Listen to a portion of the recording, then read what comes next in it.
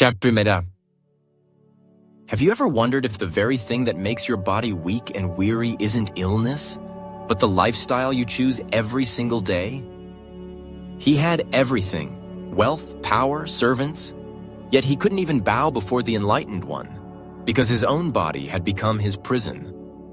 A few words of wisdom from the Buddha didn't just heal his body, they opened the door to a whole new life of awakening. One peaceful afternoon, while the Buddha was preaching the Dharma to a gathering near the great city of Savatthi, a man arrived. He was no ordinary man. He was one of the wealthiest individuals in the region, arriving with a grand entourage, ornate carriages, and golden ornaments.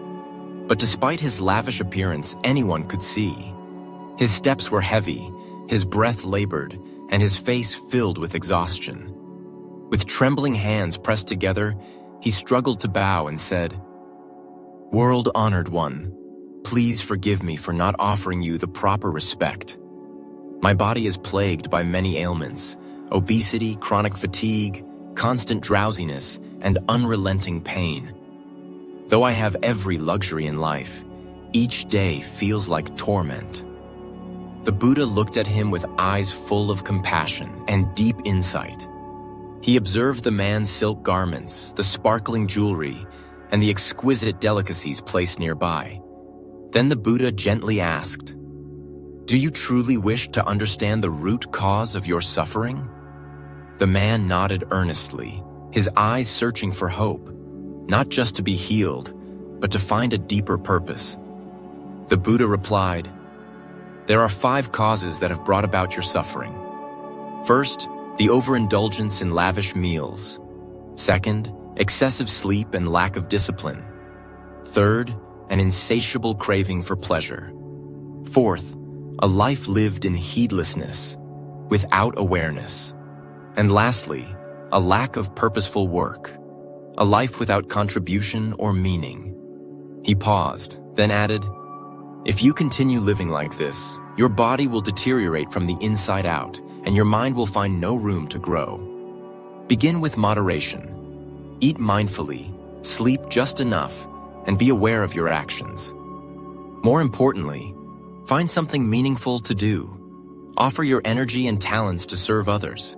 Through activity, self-restraint, and compassion, not only will you heal, but you will also extend the years of your life and find peace in your heart." The man left in silence, touched by the Buddha's words. Time passed. When he returned, he was unrecognizable. Gone were the ornaments, the horses, and the crowd. He came alone, lighter, radiant, and at peace. With hands folded in reverence, he bowed deeply and said, "Master, your words have cured my body.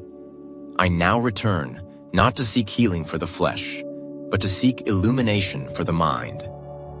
The Buddha smiled and responded, "Most people only nourish the body, but the wise know that the mind must also be fed.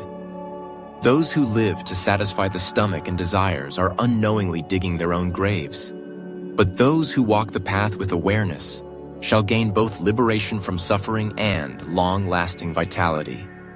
He continued, "If today you are but a small root, what kind of tree will you grow into tomorrow? One that is rotten inside, standing tall only in appearance? Or a great tree whose shade brings comfort to others? The answer lies in how you choose to live. Life is to be enjoyed, yes, but also to be understood. Balance your rest, your nourishment, and your contribution. Set goals, walk your path, and seek meaning in what you do. Feed your soul with reflection, learning, and compassion. Only then will your mind be open enough to grasp the laws of this universe. GoldenBellDharma, where ancient teachings still echo in our modern lives. If this story resonated with your heart, don't forget to like, share, and subscribe to our channel. Because you're not just hearing a tale, you're awakening to your deeper self.